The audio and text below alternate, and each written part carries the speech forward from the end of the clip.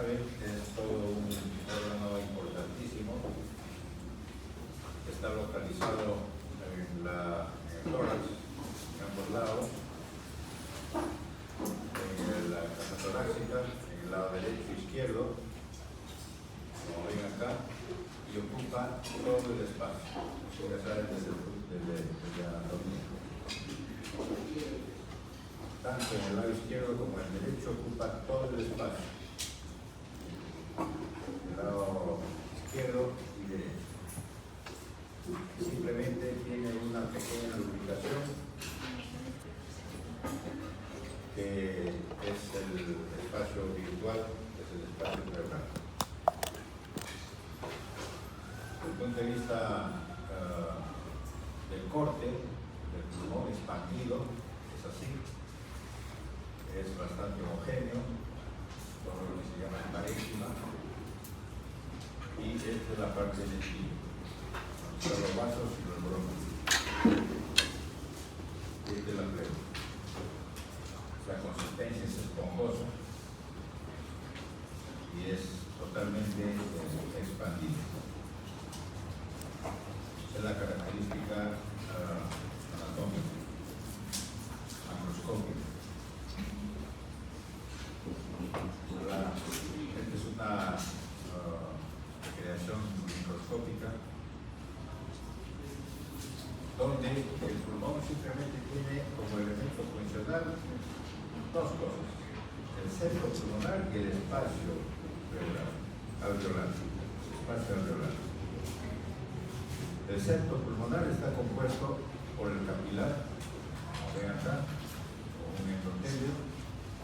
Está sostenido por unas células que son las células epiteliales con fibroblastos, con una colágena muy delgada, muy fina, que eso es el centro pulmonar. La superficie interna del alveolo tiene dos elementos básicos. Uno que es alargado, que es el neumocito tipo 1, y este otro que es el neumocito tipo 2. Cada quien tiene una función importantísima. Hay otros que también están, eso lo vamos a ver, de tal modo de que el oxígeno que entra al alveolo va a atravesar este lazo y pequeño espacio intersticial del centro pulmonar para ingresar al capilar. Y a su vez, el otro elemento va hacia el alveolo. Y esta es la histología. ¿Lo ven? El delgado, los capilares son acá, con escasos fibroblastos y una colágena muy débil. Aquí hay muchos macrófagos, que son la otra parte del alveolo, de las células del alveolo, que es el macrófago alveolo pulmonar. Un macrófago que llegó a ese sitio a partir del sistema monocito macrófago y se quedó ahí. Forman parte de estos elementos que sirven para la función que corresponde a esta parte. El epitelio del aparato respiratorio, de las vías respiratorias, son varios tipos de células. La principal, la que todos conocemos, es las células ciliadas, con aproximadamente 250 cilios en la superficie apical. Ese es el tecible de limpieza, para la limpieza. La otra, las células caliciformes, que son los que producen el moco, que es importantísimo también en su producción. Hay otro que se llama células epiliar, que tienen microvellosidades en la superficie, que también tienen su particularidad de manejar bien los elementos internos ahí en esa área. El otro es la célula basal indiferenciada de alto potencial mitótico. ¿Por qué? Porque ese es lo que en otros sitios se llama la célula de reserva. que cuando las células ciliadas o los calciformes, por alguna enfermedad, alguna condición, hace que desaparezca, pues absorba ese epitelio, con estas células indiferenciadas de las células basales, vuelve a reepitelizarse. Para eso sí. Y ahí está. Esta otra, las células glandulares son células que pertenecen al grupo de células APUT, que antes se les llamaba APUT. Ahora se les conoce mucho más, en mejor medida, es lo que se le llama las células neuroendócrinas difusas, que son importantísimos porque ellos producen gránulos neuroendócrinos, que tienen por una serie de funciones que regulan la función de las células caliciformes, de las glándulas que están por debajo del epitelio, o sea, en la submucosa. Y a la vez también en los bronquios, en los bronquiolos, más que bronquios, en los bronquiolos respiratorios, eso tienen que acordarse, los bronquiolos respiratorios es una parte importantísima, estructura histológica del pulmón, que prácticamente está pegado al infundíbulo, y del infundíbulo, o así, es el alveolo. Este bronquiolo respiratorio tiene una función muy importante.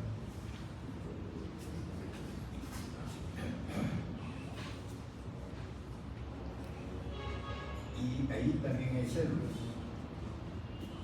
Están las células ciliadas, están las de las microviosidades, están las células neuroendócrinas, que ya son mucho menos las de arriba, y aparece una célula bronquiolar propiamente dicha que se llama células CLAP o células CLAP, que también juega un rol muy importante, especialmente se conoce por los adenocarcinomas del pulmón. Y la última etapa, el elemento más distal de este órgano es el alveolo. Está formado, ya dijimos, por el neumocito tipo 1, está recubierto por el neumocito tipo 1, por el neumocito tipo 2. Hay un neumocito tipo 3 que no es muy conocido, y los macrófagos alveolo-pulmonares. Esos son los elementos que forman prácticamente el epitelio pulmonar. Esto, a propósito, todo lo que estoy diciendo está prácticamente en el Robbins, o sea, su libro de cabecera es el Robbins. Y algunos cosas que los tengo que añadir para explicar algunas cosas, pero básicamente está relacionado a todo lo que está en el Robbins. Esto, por ejemplo, está ahí. ¿Por qué pongo esto? Porque el neumólogo y los que tienen que saber del pulmón tienen que conocer cómo va a evaluarse la función pulmonar. Y se evalúa por este tipo de métodos o de formas de evaluar alguna característica de la función pulmonar. Se evalúa el volumen con la capacidad total pulmonar, con la capacidad residual funcional y así sucesivamente. Y eso lo hacen con un método que todos los neumólogos lo conocen, lo saben, lo usan, que es el espirómetro. El espirómetro es básico para estas cosas. Y uno de los que mejor funciona para el espirómetro es para el flujo expiratorio, que es el volumen expiratorio forzado, la capacidad vital forzada y la relación que hay entre ambos. El volumen expiratorio forzado sobre la capacidad vital forzada.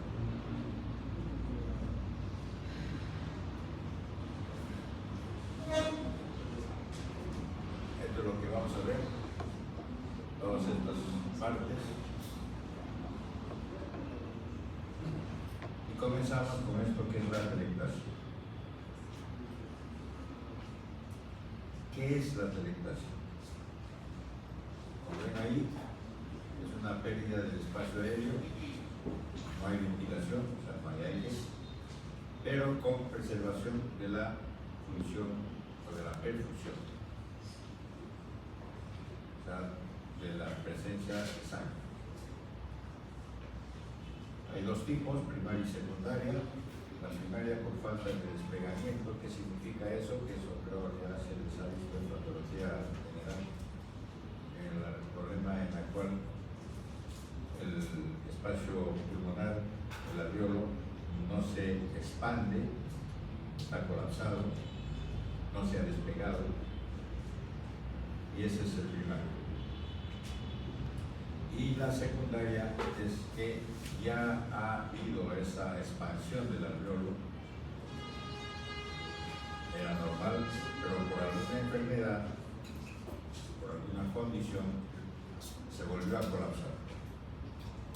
Y ahí son de tres tipos: obstructivo, por resorción, por compresión y por contracción. Normalmente uno tiene que evaluar cuando llega un paciente a emergencia, que es lo que frecuentemente sucede esto, porque cuando hay un problema de atelectasia, lo primero que va a tener como síntomas ese paciente es disnea. Por lo tanto, un paciente con disnea no se va a quedar en su casa, tiene que ir al hospital. O de repente ha sucedido alguna circunstancia en la calle que le produjo disnea y tiene que ir al hospital. Y lo que tiene que hacer el médico en ese momento es averiguar. Hay muchos pacientes que no pueden ni siquiera hablar, y lo que tienen que hacer es una radiografía. Y ahí está. Es una radiografía suma. En 15 minutos, con esto hace el diagnóstico. Entonces, el médico mira esto y dice: esa es una atelectasia pulmonar. Claro, el asunto es en cuál de ellos, en cuál de los dos pulmones, en el derecho o en el izquierdo. Veanlo. ¿Y cuál creen que sea? El problema de esta radiografía es que el paciente ha tenido un problema de atelectasia en el pulmón derecho. Acá. Y eso se demuestra, ¿por qué? Porque el pulmón siempre, al momento de pasar los rayos X, va a producir resistencia y va a haber algo de opacidad, como se ve aquí. Una opacidad tenue, sutil, pero ahí está. En cambio aquí no. Lo único que se ve aquí es por la parte del líquido, es que cuando uno dice atelectasia, no es que el pulmón desaparezca, totalmente se retrae hacia el líquido. Y ahí está. Y todo el resto lo deja sin pulmón. Eso es una atelectasia pulmonar. Entonces ustedes ven ahí que fácilmente uno puede hacer diagnóstico de esto.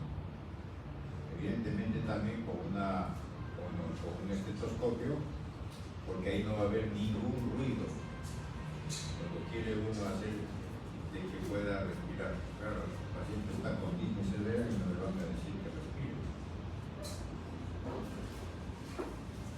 Estos son los diferentes tipos, como ya dijimos.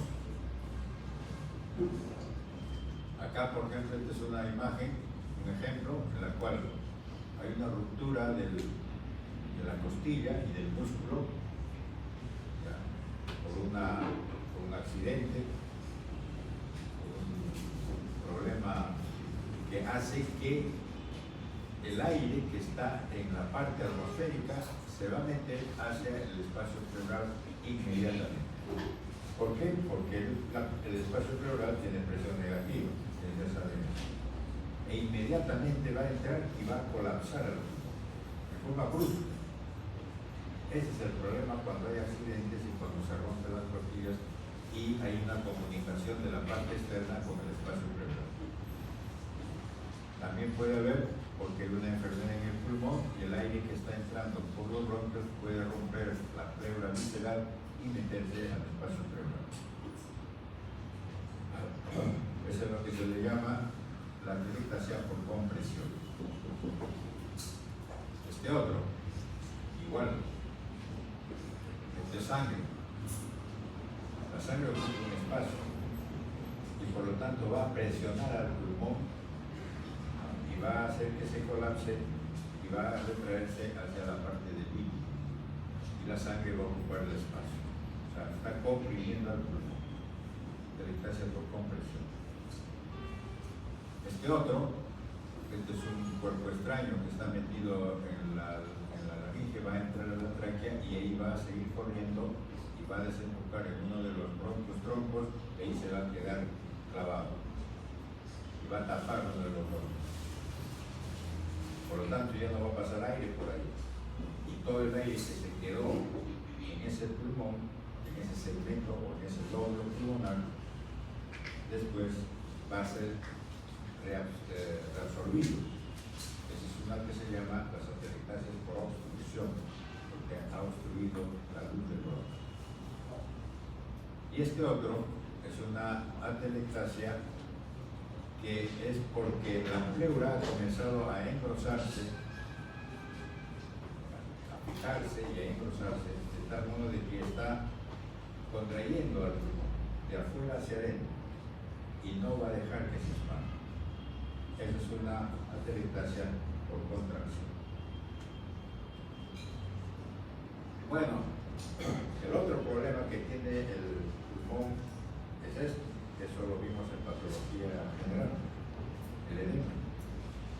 Todo el tiempo en el hospital llegan pacientes que tienen edema pulmonar. Ya dijimos que es el edema pulmonar, es el despacho líquido dentro de los alveolos. Puede ser un edema hemodinámico, ¿no?, por presión hidrostática, puede ser por un problema de falla en la presión osmótica, puede ser un problema linfático, es más raro pero existe, puede ser por un problema de lesión directa, un problema bacteriano, traumático, de radiación, en fin, inhalación de gases, lo que sea, o por una forma indirecta.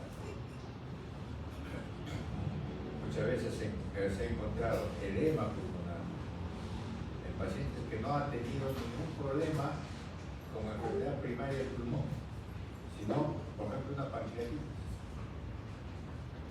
¿Y qué ha habido? Edema pulmonar, porque indirectamente va a tener ese problema de que hay un problema de síndrome inflamatorio, un síndrome de respuesta inflamatoria sistémica. Por transfusión de sangre, por drogas o agentes químicos. Y también edema a grandes alturas, que es lo que nosotros tenemos aquí en el país, que nunca se olvide, eso existe. Ahora se resuelve más fácil porque al paciente se le da oxígeno, pero antes no era tan fácil eso y mucha gente hasta podía fallecer por esa condición. Y los problemas neurogénicos, problemas de traumatismo cerebral. Hay otra entidad que tienen que conocer, que es el daño pulmonar agudo. ¿Qué es? Como su nombre lo dice ahí, es un síndrome de dificultad respiratoria aguda, que eso todo el tiempo lo van a escuchar, lo van a conocer, cada rato ahí está en los libros. Este famoso síndrome fue descrito por Holbrook en 1967 y hasta ahora sigue habiendo pues una cantidad de estudios sobre esto, porque eso no deja de haber y cada vez se especifica mejor. ¿Por qué el 67? Porque en esa época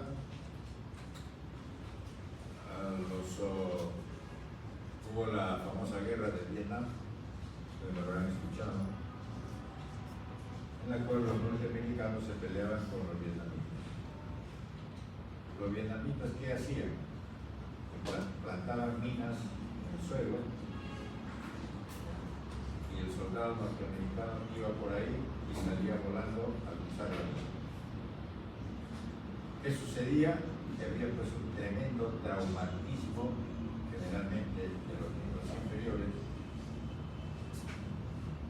Muchos fallecían ahí, otros no, y iban y lo llevaban al hospital de campaña. Y a los 4 o 5 días de estar ahí, se morían por un problema de insuficiencia respiratoria. Y ahí fue que comenzó el estudio. Entonces, para que uno diga que este es un problema de síndrome de estrés respiratorio agudo, o sea, un daño pulmonar agudo, debe tener algunas condiciones. Primero, tiene que ser un inicio agudo, es el que vimos, por ejemplo, o si no, de otra enfermedad de evolución rápida. Que haya un desarrollo de un infiltrado bilateral en la radiografía de tórax, una radiografía simple, claro, ahora con tomografía es mucho mejor. Aquí abajo se ve esa radiografía, miren la opacidad de ambos campos pulmonares, una opacidad media algodonosa, que ocupa todo el pulmón prácticamente, en ambos lados. Y una oxigenación alterada, donde la presión de oxígeno dentro, en relación con la fuerza del oxígeno a nivel alveolar, es menor de 300 milímetros de mercurio.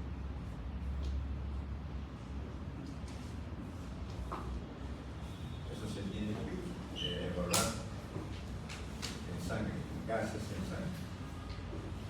Y lo otro, que es lo más importante también, es que debe haber una ausencia de enfermedad cardíaca o de hipertensión auricular izquierda. Y debe haber una presión arterial menor de 8 milímetros de mercurio. Esas son las condiciones para decir de que este paciente tiene un síndrome de distrés respiratorio agudo de la.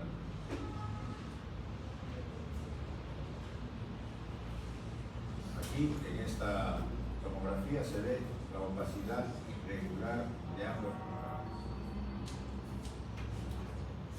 ¿Por qué? Porque ahí hay cantidad de edema y cantidad de otros elementos más que están haciendo esa imagen. Este es un pulmón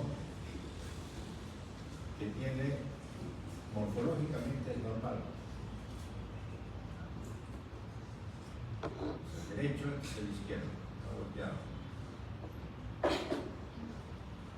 Pero dos condiciones: que está tenso y está aumentado de peso.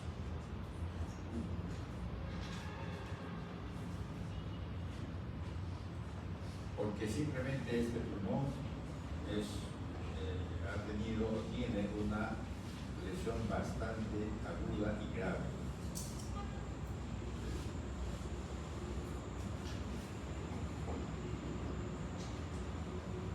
Al corte de ese pulmón, antes le dije, cuando era macroscópico normal, era esponjoso. Este no, este es duro, porque está todo sólido. Prácticamente no hay alveolos. O mejor dicho, no se identifica adecuadamente los alveolos con los espacios alveolares. Es muy sólido.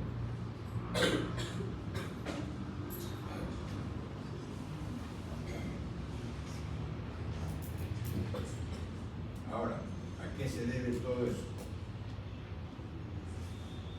En este lado está la mitad de este alveolo. Esta mitad es una condición normal. Acá está el aire, solamente está el neumocito tipo 1, está el neumocito tipo 2 y está el macrófago alveolo pulmonar. Todo lo que debe haber. Pero en esta condición que hemos visto, está ocupado ese espacio alveolar por exudado, o por líquido, por edema, por plasma.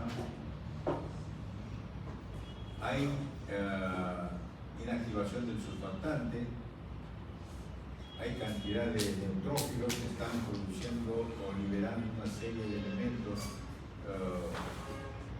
bioquímicos, los oxidantes, las proteasas, el macrófago con factores microestructurales, las interleuquinas, en fin, una serie de elementos, va a haber actividad de los fibrinógenos para la formación de repente de comenzar a ver algo de fibrosis. Se va a morir o va a desaparecer el neumocito tipo 1. El neumocito tipo 2 resiste al problema, pero el neumocito tipo 1 no. Y todo el resto de estas células, de los neutrófilos que van a morir, del exudado, de la fibrina, del neumocito tipo 1, todo eso va a formar una masa. Esa masa se adhiere firmemente a la pared del alveolo, que es este material rosado que ven acá, que se llama la membrana hialina. Juntamente con eso, fuera del alveolo están los otros elementos también, los neutrófilos, los elementos leucocitarios en el capilar que van a salir, que van a actuar ahí, que van a lesionar al endotelio, que van a activar a las plaquetas, en fin, una serie de cosas, y también los proteoglicanos para la formación de fibroblastos o de colágena o del engrosamiento que necesita. Ese es el problema del síndrome de distrés respiratorio agudo del adulto. Y eso, desde el punto de vista clínico, también le llaman pulmón de shock. O sea, ¿qué es el pulmón de shock entonces? Es un síndrome de distrés respiratorio agudo del adulto y para los anatomopatólogos es un daño alveolar. Son sinónimos, pero cada quien lo maneja de acuerdo a la terminología con la cual está en el paciente viendo. Entonces, el neumocito tipo 1 es el más grave, es el que se muere fácilmente. El neumocito tipo 2 es el menos vulnerable, es el que mejor resiste y es el que sirve de reserva para que vuelva nuevamente a reutilizarse el alveolo, que sobrevive el paciente y se transforma en neumocito tipo 1 al final.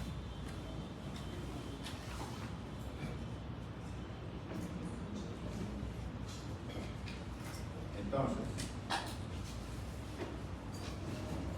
hay varios elementos clínicos que van a causar esto. Los más interesantes, importantes, es las infecciones.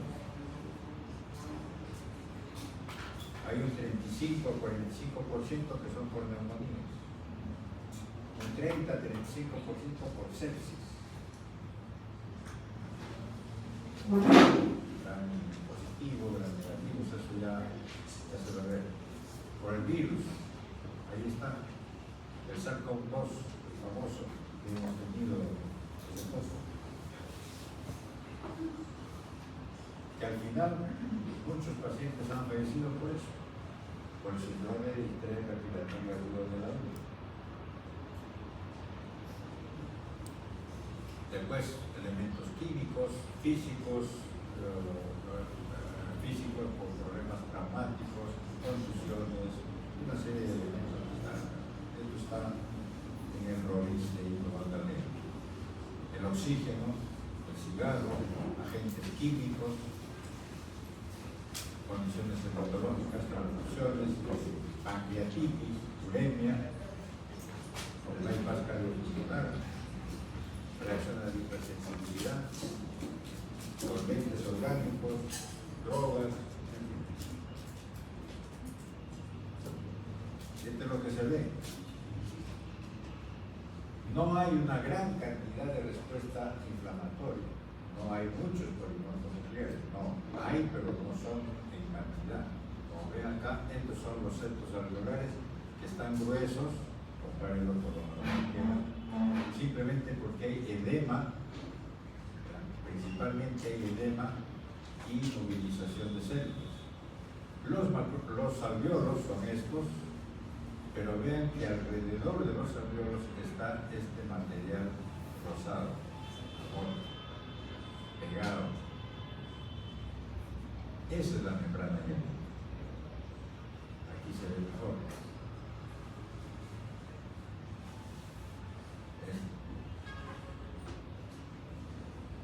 Entonces, en el transcurso de la evolución, esto no son cosas exactas, o mejor dicho, no son estáticas. Esto permanentemente va a estar en evolución.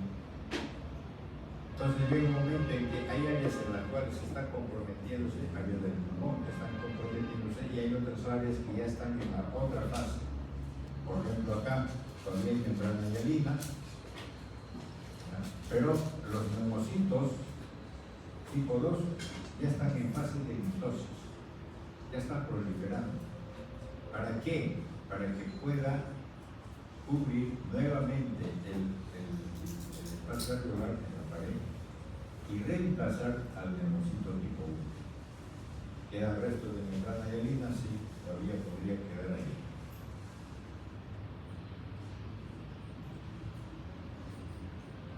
¿Ven? Acá, aquí se ve la membrana yelina. Aquí hay más hemorragia, hay linfocitos, probablemente, y una de las cosas importantes, y ahora hay que decirlo, cuando hay una respuesta inflamatoria en el pulmón, y esa respuesta inflamatoria está a base de polimorfos nucleares, lo que uno tiene que pensar es que ese es un proceso de infección bacteriana. Pero si la respuesta no es de polimorfos nucleares, sino de linfocitos, la etiología debe ser de tipo viral. Y aquí está la membrana yelina, con edema y engrosamiento del septo pulmonar. Y aquí se ve abajo la gran proliferación de los neumocitos tipo 2 para convertirse en neumocitos tipo 1. Esta última fase, donde ya no hay alveolos fácilmente reconocibles porque hay mucha fibrosis. Esa es la última fase que tiene uno que considerar cuando lamentablemente los pacientes que han tenido un problema de lesión aguda, de lesión de síndrome de respiratorio agudo del adulto y sobreviven, puede tener la última fase de la evolución de la enfermedad. ¿Cómo es esto? Aquí están las tres fases. La primera es la fase exudativa, unos 7 días, no necesariamente son exactos estos días. En este caso, esos son simplemente parámetros en los cuales uno puede hacer. Por estadística sería la mayoría, pero no siempre va a ser así, puede ser menos o puede ser más. Pero ahí está. En la fase exudativa, ¿qué hay? Edema dentro de los alveolos, hay hemorragia, hay cantidad de elementos inflamatorios, hay necrosis para la formación de la membrana yelina, hay neumocitos tipo 1 que se han dañado, hay células endoteliales que se han dañado a nivel de los capilares en el septo pulmonar. Ya se forma la membrana yelina con todos los restos necróticos de las células y se forman trombos de fibrina dentro de las capilares, los microtrombos. Si se soluciona aquí el problema, va a pasar a la fase proliferativa, que es unos días más allá, una semana más, 2 semanas más o un poco menos, donde ya hay una respuesta de cicatrización. Hay células miofibroblásticas, o sea, fibrosis superficial, hay fibrosis luminal, de la pared de los vasos, principalmente, o de los alveolos en la pared. Hay inflamación crónica, ya no hay elementos leucocitarios, hay necrosis, se ha quedado la necrosis en determinados sitios que ya no se va a resolver. Hay la hiperplasia de los neumocitos 2, como ya dijimos. Hay daño de los vasos sanguíneos, de los anteriores, especialmente con el la enteritis, y hay macrotrombosis, que va a ser más grande. Y si esto se resuelve en más de 21 días, un mes, 2 meses, ya va a haber fibrosis, ya la cicatriz es más evidente.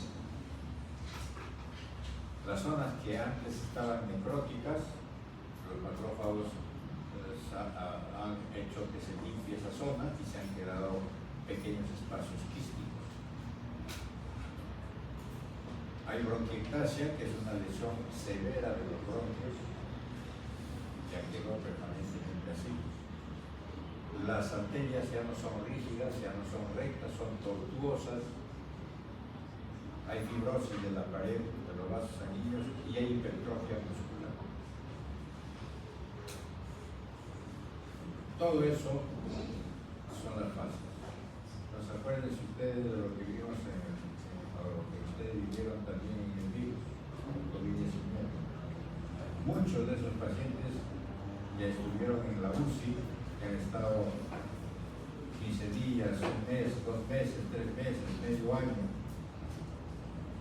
Han sufrido de la enfermedad pulmonar bastante seria, de tal modo de que al final, y eso sería un aporte interesantísimo de ustedes en la evolución, quiere hacer algún proyecto de investigación, es buscar a esos pacientes y ver cuál es su función respiratoria después de 5, 10, 15 años.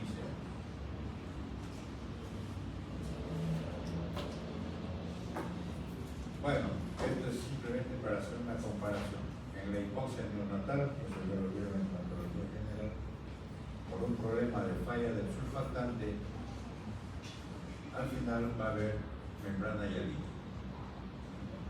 Y en esta otra que hemos visto es la lesión alveolar por procesos inflamatorios, con todo lo que pusimos, y al final va a llegar también a la formación de membrana hialina. En los neonatos se le llama así, enfermedad de membrana hialina, pero en los adultos lo llamamos síndrome de distrés respiratorio agudo del alma. Bien, esta otra. Acá hay enfermedad pulmonar obstructiva restrictiva. La mayoría de los neumólogos, de los clínicos, cuando llega un paciente con una enfermedad pulmonar, directa o indirectamente buscan una serie de síntomas o signos para que los clasifique en estas dos cosas. O es una enfermedad obstructiva pulmonar o es una enfermedad restrictiva pulmonar. Estamos hablando ya de enfermedad crónica.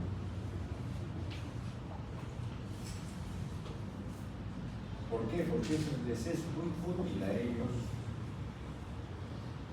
poder clasificar a ese paciente en cuál de los dos está encajando para darle un mejor tratamiento. Claro que dentro de una enfermedad obstructiva hay varias subenfermedades, lo que vamos a ver también, igual que en el otro, pero ya por lo menos se orienta para ese lado.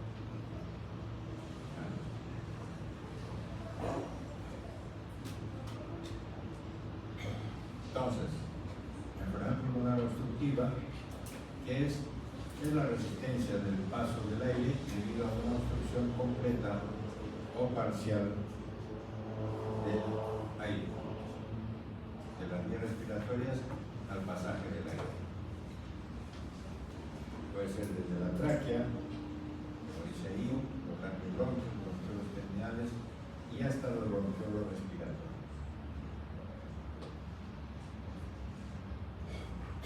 Hay 4 ejemplos, 1, 2, 3, 4, 5. Son 5 enfermedades que están encajando en esto, que son la bronquitis crónica, la bronquiectasia, el asma, la bronquiolitis y el enfisema. Y una medida importante de eso es utilizando lo que antes vimos, el volumen expiratorio forzado y la capacidad vital forzada. Es esto.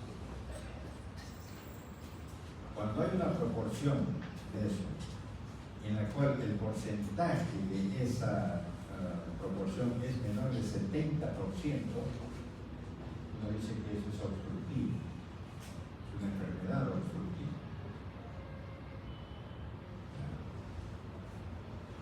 Por eso es importante la espirometría, para que con eso se pueda identificar, reconocer.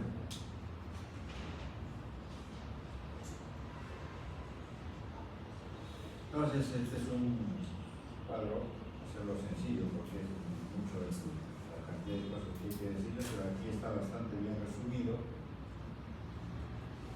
sobre las enfermedades estas que hemos dicho del problema obstructivo. Todo esto encaja dentro de lo que se llama el EPOC, si lo han escuchado. Enfermedad pulmonar obstructiva crónica. Una de ellas es la bronquitis crónica. El sitio anatómico es el bronquio, que se compromete. ¿Cuál es la característica patológica de esto? Que hay una hipertrofia e hiperplasia de glándulas mucosas. Hiperplasia a nivel del epitelio superficial e hipertrofia de la glándula mucosa. ¿Para qué es esas células mucosas? Para producir más moco. O sea, por lo tanto hay hipersecreción de moco. ¿Cuál es el agente etiológico más importante? Son el cigarro y el medio ambiente. Los síntomas son dos o tres, básicamente dos: tos y esputo, mucho moco. Bronquiectasia. El sitio anatómico también es el bronquio. La característica patológica de esto es que hay una distorsión del bronquio y tiene dos fases: la fase de dilatación y la fase de cicatrización. Depende del tiempo en el cual está este problema. La etiología es procesos infecciosos persistentes o severos. Una neumonía, porque esto puede producir una bronquiectasia. Como ya antes dijimos, el virus del COVID puede haber producido bronquiectasia. Fácil. Un agente químico puede producir bronquiectasia. Un problema inmunológico lo puede producir por la persistencia de la enfermedad bronquial. ¿Y qué cosa va a suceder? Procesos infecciosos. Por eso en los síntomas hay tos, esputo, pero el esputo es purulento, y hay fiebre. Pero eso es en la fase de los síntomas. Porque hay muchos pacientes que tienen bronquiectasia, pero que no están con ese problema. Pero es algo así como que tener pues una cosa muy frágil, en la cual basta con que se pueda tener una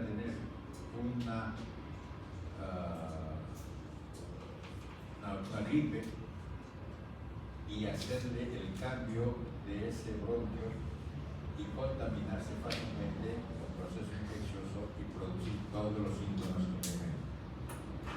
Y cada vez se va agravando, porque eso es también con el tiempo progresivo, persistente en varias recurrencias, dañarse severamente ese bronquio. El asma, ya lo dijimos, ya está en el seminario, ya van a tenerlo contenido. El bronquio, hay una hipertrofia y una hiperplasia también del músculo liso, y con procesos inflamatorios. Puede ser de tipo atópico, no atópico, inmunológico o de causa no determinada. Y es episódico, es crónico, es episódico, con mucho malestar, tos, disnea. El otro es el enfisema. Este es importante porque el enfisema, el sitio anatómico es el acino.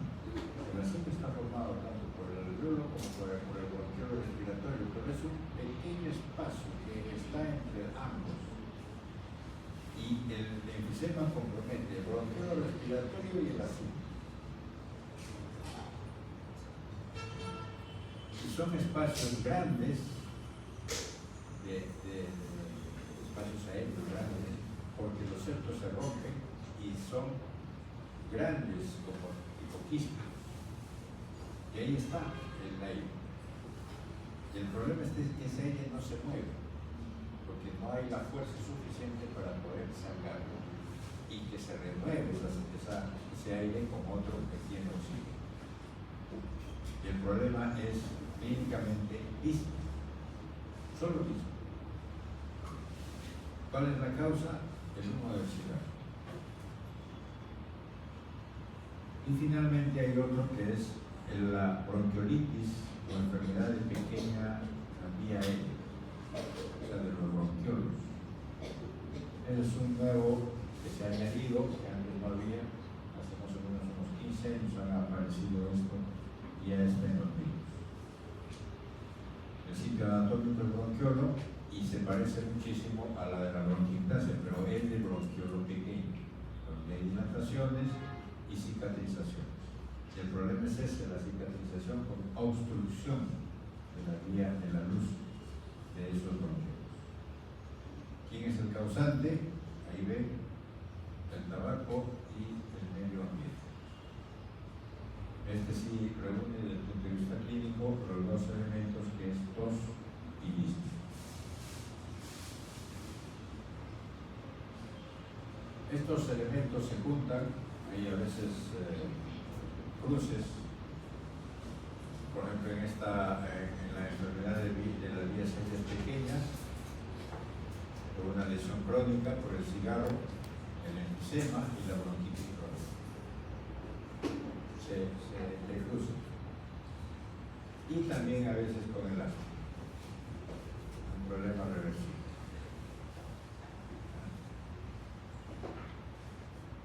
Vamos a desarrollar un poco de cada uno rápido. El enfisema es aumento permanente anómalo de los espacios aerodistales al bronquiolo terminal. La continuidad del bronquiolo terminal es el bronquiolo respiratorio y se acompaña de la destrucción de sus paredes sin signo de fibrosis. Aquí no hay fibrosis. Esta es una imagen de una parte terminal de la vía respiratoria. Aquí está el bronquiolo respiratorio y aquí comienza los alveolos con el asigni aquí, que es un pequeño infundiblo que va a conectar el bronquiolo respiratorio con los alveolos. Hay dos tipos de enfisema: el centro acinal y el panacinal. El centro acinal significa de que la enfermedad comenzó en los bronquiolos respiratorios. Y eso es típicamente por un problema del cigarro, del humo del cigarro y algunos otros agentes más que podría haber, pero principalmente el cigarro, el humo del cigarro. Y el otro es el panacinal, donde no hay tanto compromiso del bronquiolo respiratorio, sino de los acinis y de los alveolos. Ahora, ¿cuál es la patogénesis de esto? Tiene que haber tres elementos que confluyen en este problema. El cigarro es el principal, también está el medio ambiente, sí, pero tiene que haber una predisposición genética, porque no todos tienen este problema. Un pequeño porcentaje que la hay, pero ahí está. Resulta que tanto el cigarro como el medio ambiente, la contaminación va a producir lo que se llama el estrés oxidativo, va a producir una respuesta inflamatoria con macrófagos principalmente, y va a producir mediadores. Y dentro de los mediadores, uno de los que va a salir como elemento enzimático es la proteasa de los macrófagos.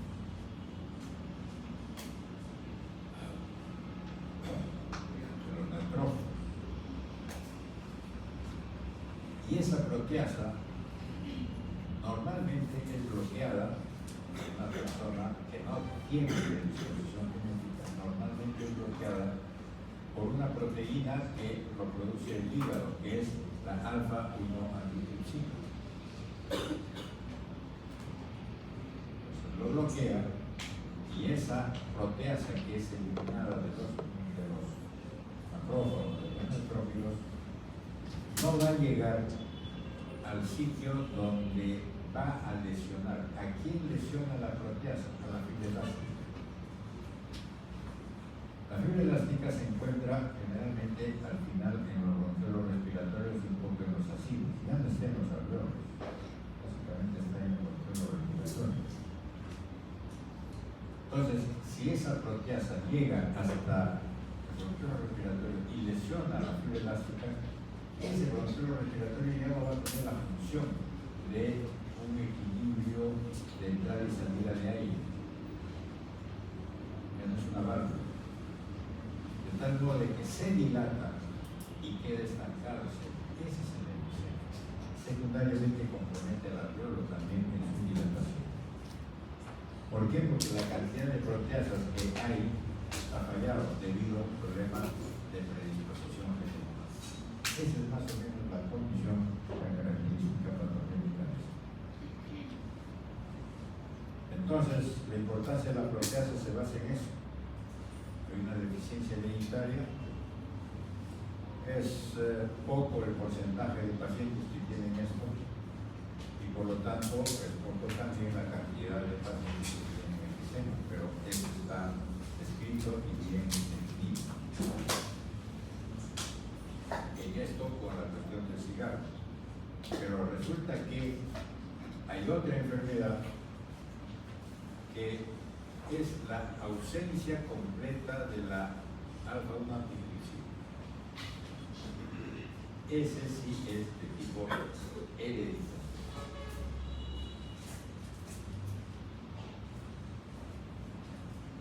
Entonces, en una radiografía, porque un paciente que va a llegar a un hospital o a un consultorio, es una cosa crónica, llega al consultorio porque tiene disnea, puede ser leve, moderada, severa, eso ya depende de la evolución, de la evaluación que tienen que hacer. Eso se puede hacer diagnóstico bastante fácil, si es un problema crónico.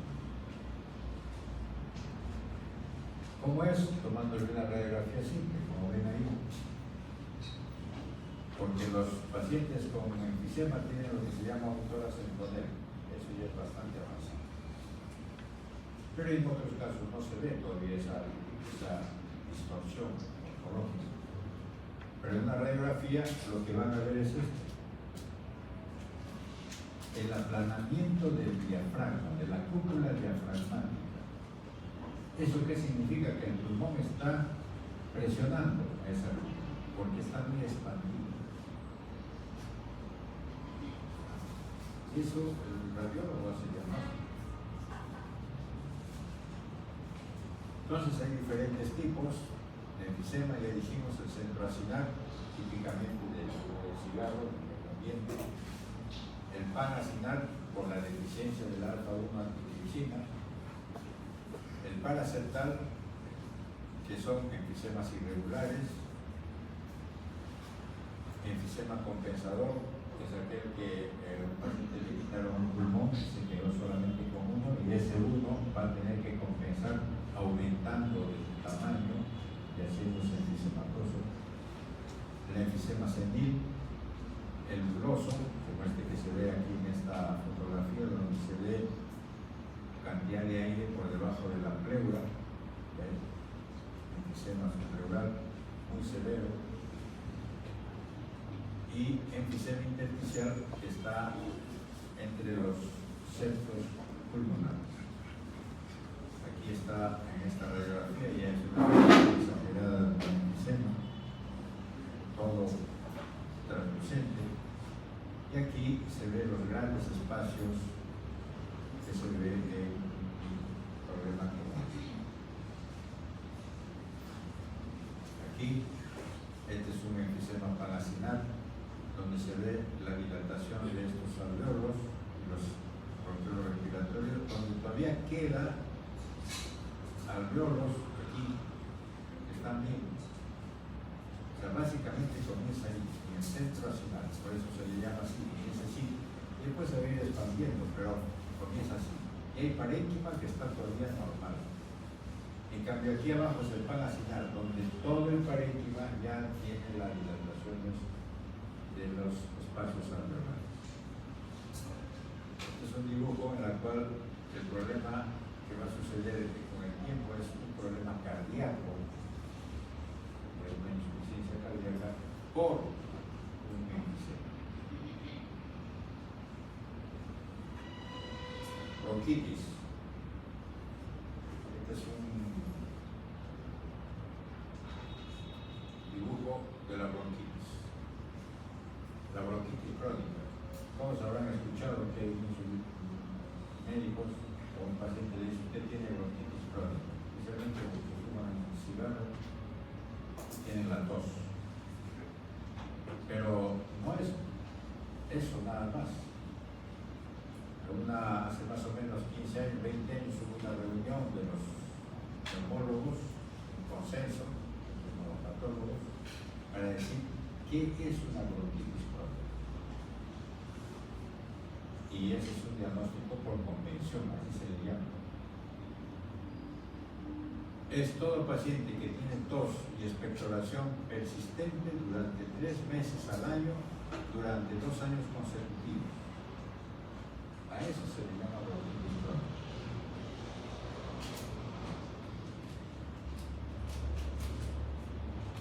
Tiene tos, tiene expectoración y no tiene problemas de función pulmonar, tiene sus síntomas. Pero después puede haber una serie de problemas que tienen estos pacientes, hay hiperreactividad, puede producir broncoespasmos, sibilancias, a eso le llaman bronquitis asmática crónica. Es un término que fue inventado también porque se parece al asma, pero no lo es. Hay un problema que se llama bronquitis crónica con obstrucción, porque con el tiempo va a haber problemas de enfisema y va a ser como si fuera un problema obstructivo. Y así. Hay hipersecreción de moco, lesiones de los bronquios más pequeños, ya dijimos, eso se llama bronquiolitis. Y esto se asocia en estas bronquiolitis a neumopatías obstructivas, al cor pulmonar, y a veces estas bronquiolitis, como el daño del epitelio, igual que la bronquitis crónica, es la misma forma. Se daña el epitelio y al dañarse el epitelio, ustedes saben de que la persistencia de ese daño va a producir metaplasia, cambios mutacionales. Y el cambio mutacional más frecuente que hay va a ser células más primitivas, y las células más primitivas forman epitelio escamoso. Y ese epitelio escamoso tiene alta posibilidad, alta chance de tener displasias y después carcinoma. Se lo secuencia. Aquí está la diferencia entre una bronquitis y un enfisema, que no están complicados, está acá en el necrolis. La edad varía un poco, como ven acá, el enfisema más de mayor edad. La disnea es mucho más en el enfisema. La tos es mucho más a nivel de la bronquitis. En cambio, en el enfisema ya es mucho más tardío. Las infecciones en la bronquitis es mucho más común, porque el daño bronquial. La insuficiencia respiratoria está en las etapas finales en el enfisema, y aquí son episódicos o periódicos, en las fases más tempranas. El cor pulmonar, o sea, ¿qué es el cor pulmonar? una enfermedad cardíaca por causa del pulmón. Es más común en la bronquitis, menos en el enfisema.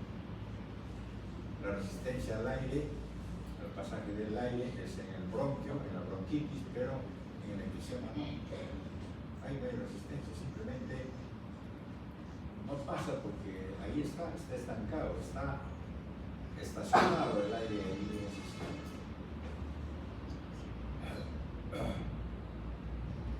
El movimiento elástico es normal en la bronquitis, en el enfisema no, está muy bajo porque no hay proceso de movimiento.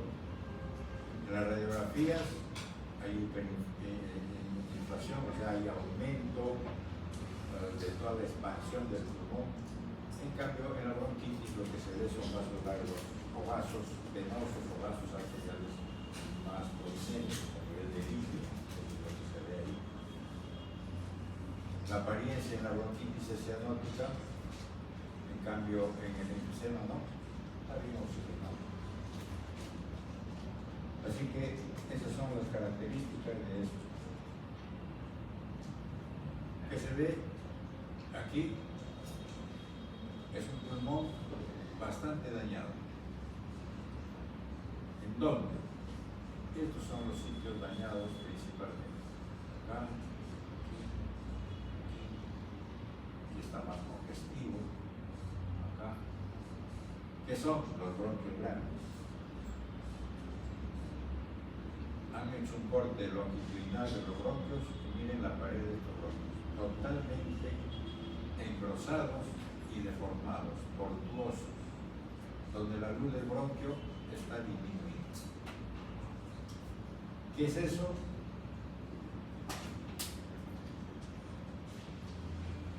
Esa es una bronquitis. ¿Qué es entonces bronquiectasia? Dilataciones bronquiales anómalas permanentes a consecuencia de la destrucción de la pared por lesión de la elástica y del músculo, por un proceso inflamatorio crónico. ¿Qué va a suceder con eso? Irregularidades en esa pared bronquial. Por eso se forman como si fueran sacos, así se llaman saculares irregulares o tubulares.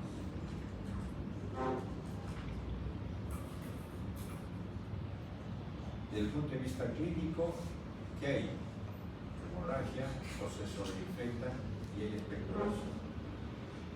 En ese momento se manifiesta la bronquitis. Si no hay eso, la bronquitis puede estar silente. Pero lamentablemente estos pacientes tienen la alta habilidad de infectarse fácilmente. Por eso se ven estas manifestaciones.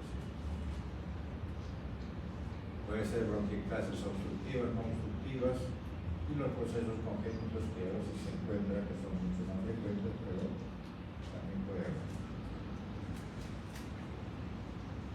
Y aquí están las causas. Hay bastante las causas que puede ser por la bronquiectasis. Aquí en este dibujo, este es un árbol bronquial normal. Este es una lesión ya temprana de los bronquios, donde las paredes están engrosadas de los bronquios. Y esta es la última, que es la fase de cicatrización, donde hay dilataciones y estrecheces. Claro, ha pasado años para eso. Y aquí se ve en esta histología el bronquio. Se ha desprendido un poco el epitelio, pero en la parte externa está el proceso inflamatorio, donde prácticamente ha desaparecido la fibra elástica y el músculo. Asma, eso ya lo dejamos. Y aquí hacemos esto que es la otra parte de lo que normalmente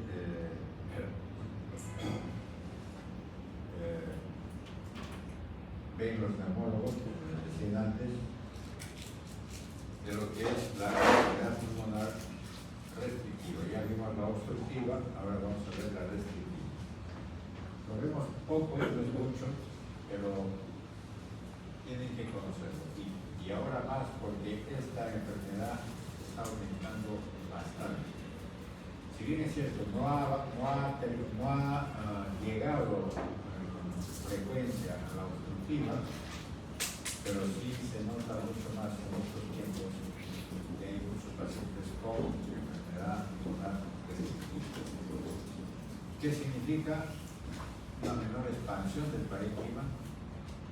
Significa eso que no hay parénquima pulmonar. Es algo así como que hubiera desaparecido o ha sido reemplazado por otra cosa. Por lo tanto, ya no hay tanta unidad funcional. Y por lo tanto, hay una disminución de la capacidad total. Entonces, el volumen expiratorio forzado por la capacidad vital forzada no está alterado. Es como si no hubiera nada. Entonces, un paciente que va a un consultorio y el neumólogo le hace la espirometría en un paciente que tiene todos los signos de insuficiencia respiratoria, pero la espirometría le dice que es normal, descarta en ese momento que es un problema obstructivo. Y dice, esto debe ser un problema restrictivo. ¿Correcto? ¿Quiénes son los causantes? Hay uno que es este, que es el fibrosante. El fibrosante es un término que se utiliza la mayoría de los libros y de los artículos que ven esto, se llama neumonitis intersticial pulmonar. Porque el problema es este, un problema de fibrosis pulmonar. Uno de los ejemplos más típicos es esto, la neumonía intersticial usual. Es un problema idiopático, no se sabe cuál es la causa, que es una de las más frecuentes que hay, igual que la neumonía intersticial específica, no se sabe a quién echarle la culpa, pero ahí está. Hay una neumonía organizante criptogénica, ese es un problema fibrótico, pero que se puede resolver porque secundariamente un agente infeccioso lo ha estimulado para que se produzca este tipo de neumonía intersticial. Eso es fácilmente curable, se resuelve. Estos dos de arriba no se curan, no hay forma de resolverlo. Y hay otros como las enfermedades asociadas a la colágena, enfermedad vascular, a la neumoconiosis, que van a tener un capítulo de eso, o asociado a terapias, droga, radiación. Después está el otro, que son las enfermedades restrictivas por tipo granulomatoso, sarcoidosis y neumonitis por hipersensibilidad. Otro problema. Esto se está aumentando también. Hay otro que es por el eosinófilo, donde en sangre hay cantidad de eosinófilos. Un problema de eosinofilia. Está el síndrome de Loeffler, la relacionada a drogas, o la eosinofilia crónica idiopática. Por eso. Y el último es relacionado al cigarro, que es una típica neumonía intersticial descamativa, que es un diagnóstico básicamente de los patólogos. Y la bronquiolitis respiratoria, que están metidas acá también. O sea, la bronquiolitis respiratoria puede estar dentro del problema crónico obstructivo y puede ser un problema restrictivo en una fase muy tardía también.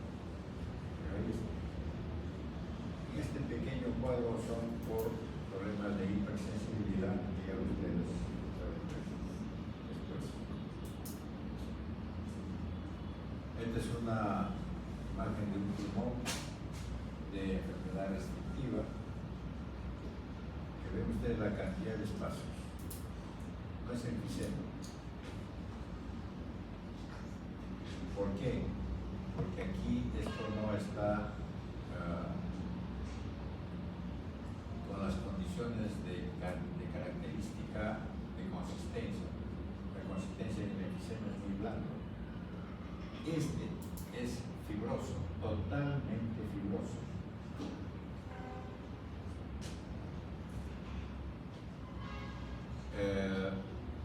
Esto, cuando se ve en la radiografía, los radiólogos, como le llaman, un pulmón en banal de abeja.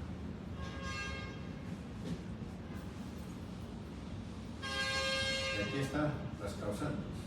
Ya dijimos, como elementos etiológicos que puedan suceder en los no idiopáticos, el cigarro, problemas ocupacionales, el reflujo gastroesofágico, cuando es un problema de agente químico como es el ácido clorhídrico que puede llegar hasta los alveolos, va a producir una respuesta fibrosante severa y otras causas.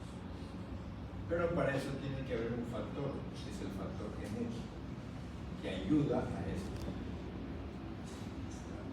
Como de la telomerasa, mediadores del surfactante, en fin, una serie de cosas que van a hacer que hay una, desde el punto de vista de respuesta inflamatoria, tanto del sistema innato como del adaptativo, para producir mediadores químicos fibrogénicos, o sea, que estimulan la fibrosis.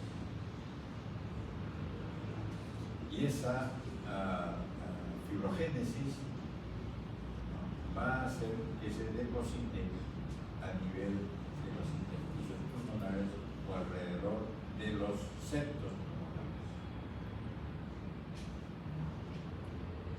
Entonces, todo esto parece que surge a partir de individuos genéticamente predispuestos, porque no todos los pacientes tienen eso, por una respuesta aberrante a la reparación. Ese es el problema. Y, lógico, las lesiones recurrentes, estas lesiones causadas por la exposición a medios ambientales. Aquí en esta tomografía se ven todos estos espacios y tiene que ser bilateral, necesariamente bilateral en ambos pulmones. Y aquí se ve en esta histología las fases. Aquí comienza la fibrosis a partir de la zona superior, lo rosado que ven es fibrosis. Y aquí todavía queda espacios alveolares. Este otro está disminuyendo los espacios alveolares, acá está metiéndose cada vez más al parénquima, aquí todavía hay común. Aquí es cada vez menos, ya son formas quísticas, prácticamente es como si se viera acá, esto de acá, con estos espacios. Y aquí prácticamente es todo fibrosis. Esa es una enfermedad pulmonar. Embolia, otro problema pulmonar. Esto ya lo hemos visto en patología general, simplemente para hacerle recordar algunas cosas. El origen, a partir de los miembros anteriores, preso venoso de extremidades, la aurícula derecha, y otros lugares también que puede ser, y se clasifica según su extensión y evolución clínica. Masiva, es un paciente en la cual está en el hospital, está esperando a que entre a sala de operación porque tiene hernia, tiene 75 años, y resulta que un día que van a evaluarlo, o de repente en la madrugada, urgente familiar llama a la enfermera diciendo que el paciente no puede respirar, tiene dolor torácico y no puede respirar. Lo primero que van a pensar que es un infarto. Llaman al médico, llaman al de emergencia y todo lado, y aún así fallece. ¿Cómo se hace el diagnóstico? Porque en la autopsia se va a encontrar una masiva embolia pulmonar por fondos que han ido a lo grandes vasos y se han quedado estancados. Ese es el masivo. El parcial, muchos pacientes que tienen esta posibilidad de tener estas embolias pueden tener un dolor torácico de esos medios inaparentes, con un poco de tos, disnea, temporal, parcial y ya. Pero si eso se repite, ya va a ser cada vez más problemático lo simple. Y el silente no pasa totalmente desapercibido hasta que comienza a tener dificultad respiratoria. Y comienzan a buscar la causa y resulta que prácticamente no tiene pulmón porque las embolias, las microembolias, esos son microembolias, han tapado la luz y ha habido necrosis silente extensa del pulmón.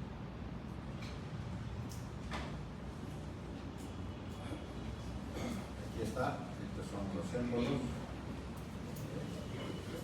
Conocen, este es un infarto, así pequeño, poco a poco va a comenzar, si es que eso persiste, comienza a agarrar todo el parénquima pulmonar. La hipertensión es otro problema pulmonar. Hay una serie de trastornos que afectan las arterias musculares pulmonares. La hipertensión pulmonar. Generalmente es debido a un problema de insuficiencia cardíaca izquierda. ¿Por qué? Porque hay retención en los vasos y los vasos pulmonares que tienden a tratar de botar esa sangre hacen el esfuerzo y por lo tanto comienza a aumentar la presión intravascular por problemas trombóticos crónicos, ya lo vimos. Y hay otros que son un poco claros o multifactoriales que a veces no se reconocen fácilmente.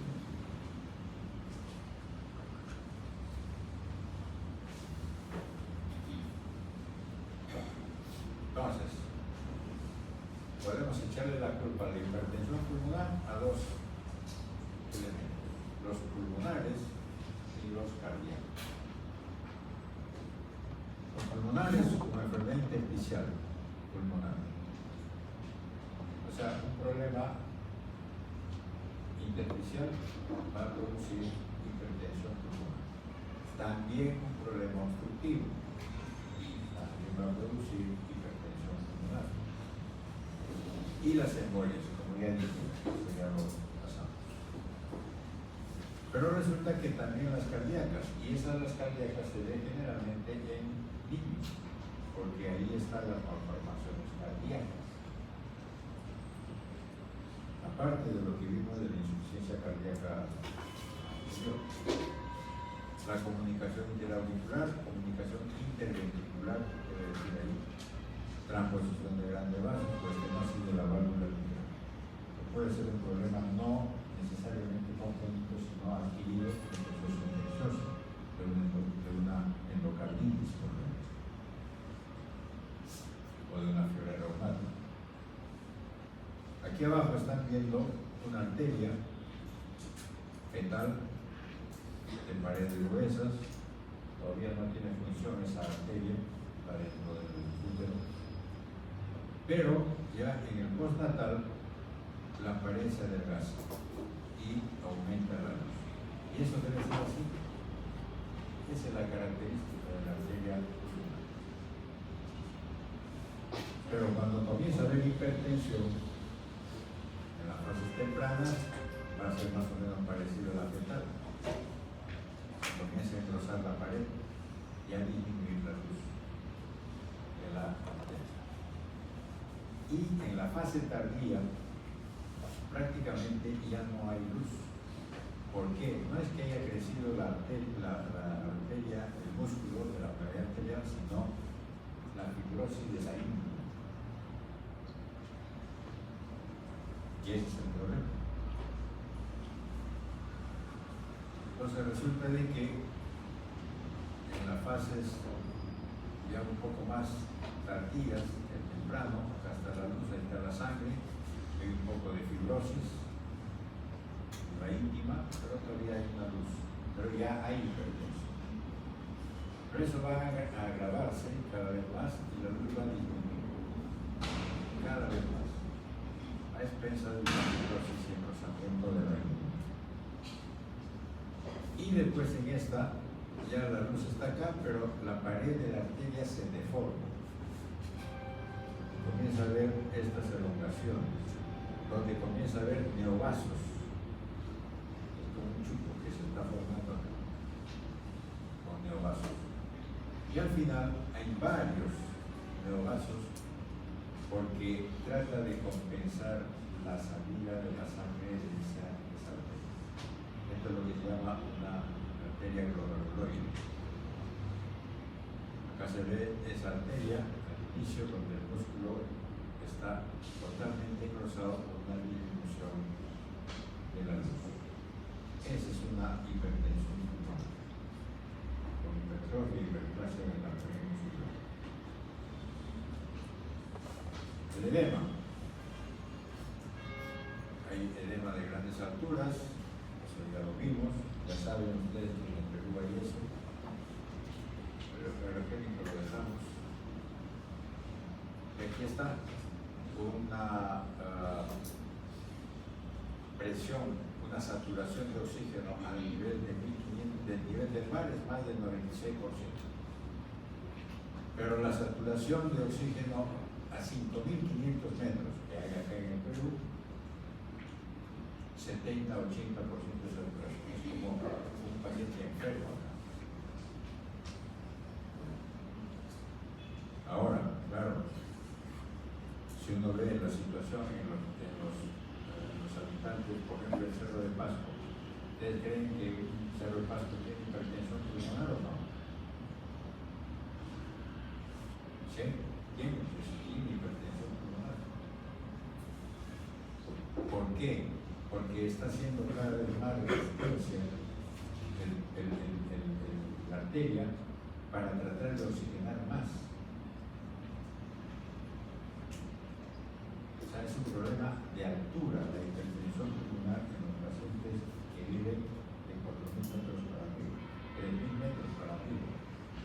2.500 también se ha encontrado, pero es más que 2.000 para arriba. Y eso se puede compensar, se puede arreglar si baja a nivel del mar, sí, deja de haber ese problema y ya no hay el estímulo de la mayor necesidad de fuerza y de presión que tiene que ver la arteria para la oxigenación.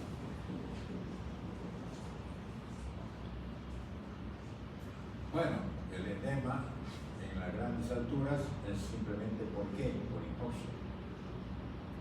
Entonces una dilatación, un problema del endotelio, del capilar, se daña por falta de oxígeno y va a dejar que salga el líquido hacia el espacio alveolar. Bien, tenemos un poco de tiempo para las infecciones. Este es otro problema que los neumólogos tienen que trabajar constantemente. Podemos decir que las infecciones pulmonares es el pan de cada día de los neumólogos. Y aquí están viendo las infecciones pulmonares que pueden ser resueltas con una defensa del tipo innato, el sistema inmune innato, y el otro de la adaptativa. En el innato, ustedes saben de que entra directamente el macrófago para resolver el problema de una gente que llegó hasta el alveolo.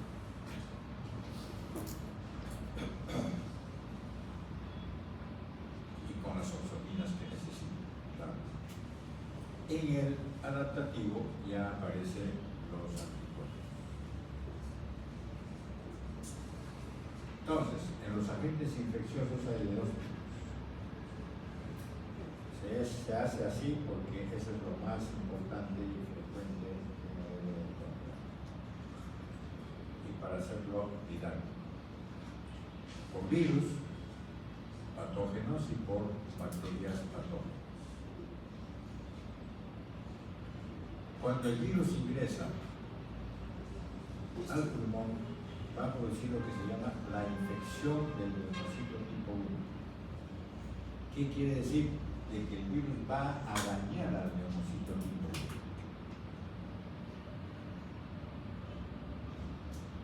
Ya lo hemos visto en el virus, ya ustedes más o menos deducen. Y eso se le llama neumonitis intersticial o neumonía intersticial. Ahí también está el micoplasma, por si acaso. La bacteria lo que hace es una respuesta diferente. Aquí el proceso es inflamatorio agudo. ¿Con quién? Con polímeros nucleares, eso ustedes saben. Aquí en el virus esta neumonía intersticial no es por polímeros nucleares, eso ya ustedes lo saben. La bacteria va a estimular la salida desde los vasos sanguíneos, de los capilares, hacia el espacio alveolar de las células inflamatorias, los polímeros nucleares, los leucocitos. Va a salir junto con el plasma y va a salir junto con la sangre hacia el espacio alveolar. Y eso se le llama neumonía o bronconeumonía lobar o bronconeumonía intraalveolar. Es una neumonía intraalveolar.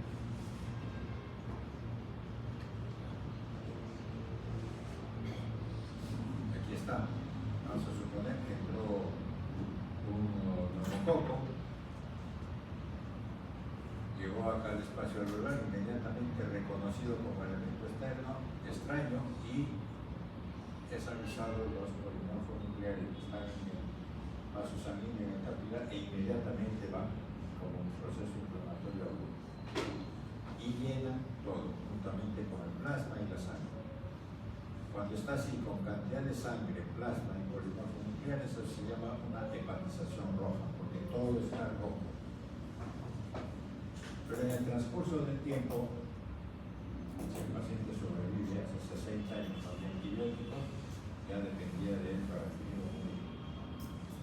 Y si se resolvía, primero se iban los hematíes y el plasma, y quedaba un poco nada más de eso, con algunos macrófagos, ya se le llamaba hepatización bis. Ahora con los antibióticos ya no es un problema, más fácil de hacerlo. Pero ahí vienen las otras condiciones. Hay que saber usarlos. Y hay que saber entonces qué tipo de neumonía va a suceder. Por ejemplo, las neumonías adquiridas en la comunidad. Estos son los agentes bacterianos. Hablo por frecuencia, no necesariamente son todas, o puede haber alguna que otra, eso depende ya de la epidemiología del sitio. Pero eso es. Las neumonías generalmente ocurren en gente joven. Hace 25 o 30 años los organismos norteamericanos se morían por neumonía estando en sus cuarteles. Ahora ya han disminuido mucho eso. Los otros, estos son de tipo gram positivo, generalmente, no todos, pero están. Estos son de tipo gram negativo, las klebsiella, las enterobacterias o las pseudomonas. El micoplasma no es otro, igual que la clamidia es otro, pero ahí están, son adquiridos en la comunidad. O las neumonías asociadas a los cuidados médicos, por ejemplo, en los albergues. El estafilococo es sensible a la resistencia a la penicilina, por ejemplo, el estafilococo es un problema porque lamentablemente se está sucediendo. La pseudomona, el estafilococo pneumoniae. O las neumonías adquiridas en el hospital. Ese es un problema serio, porque las bacterias en el hospital son muy resistentes, son complicados. Es por eso que se les recomienda que un paciente que está hospitalizado no debe estar mucho tiempo, debe estar lo suficientemente como para que resuelva su enfermedad primaria y salir del hospital, porque si se queda va a tener un problema de neumonía o bronconeumonía. Por eso, los negativos entre bacterias y una serie de Chelichacón, el aureus, resistencia, hay mucha resistencia a los medicamentos. Después hay neumonías por aspiración, neumonías por la flora oral, los anaeróbicos, el fusobacteria, y un montón de estos elementos que están ayudando.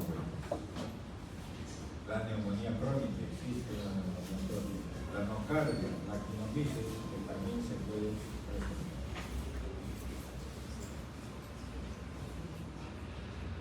Después están los granulomatorios, eso ya es fácil, ustedes ya lo conocen.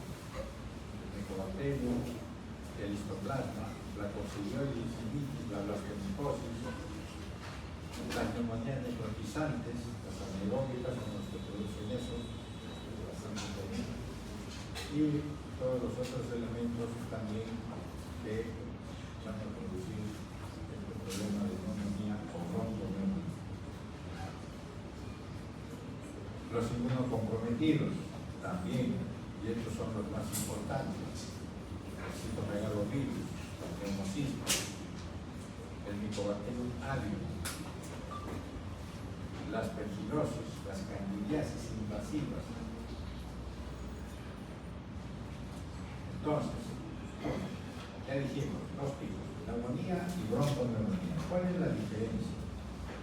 La bronconeumonía son lesiones de este tipo: parches, ambos pulmones, ambos lóbulos, todos los lóbulos. Se puede producir, puede ser uno más que otro menos. La neumonía es global, todo un lóbulo, exclusivamente un lóbulo, como se ve acá. Puede ser acá, puede ser acá, generalmente son las basales. Esa es la diferencia. Aquí, la neumonía, entre la hepatización roja, entre la hepatización gris, un líquido. Esta es una bronconeumonía, se ve aquí, parches múltiples, y dentro de esa zona condensada está un lóbulo. Aquí se ve lo mismo, parche que compromete los lóbulos, arriba, abajo, derecha, izquierda. Claro, a la histología se ven los dos iguales porque los polimorfos nucleares son las características que están dentro de los alveolos, comprometen también parte de los septos, pero generalmente más los alveolos. Y al final puede también resolverse o hacer un poco de fibrosis, pero esa es la fase de resolución.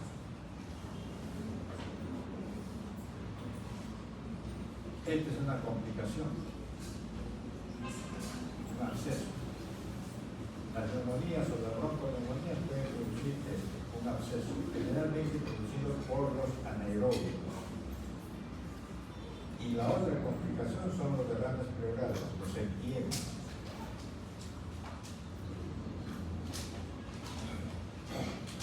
Esta es la de los virus,